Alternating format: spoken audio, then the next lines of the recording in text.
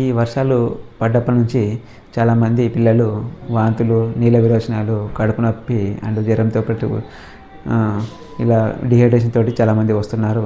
దీనికంతా కారణము తాగే నీరు శుభ్రంగా లేకపోవడం.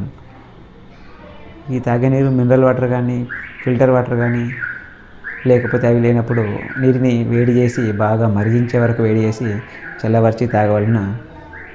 అలాగే భోజనం చేసే ముందు మరియు బాత్రూమ్ నుంచి బయటకు వచ్చేటప్పుడు ఈ సోప్ హ్యాండ్ వాష్ తోటి హ్యాండ్ వాష్ ఇక్కడి వరకు చేసుకోవడము అలవాటు చేయించండి పిల్లల్ని.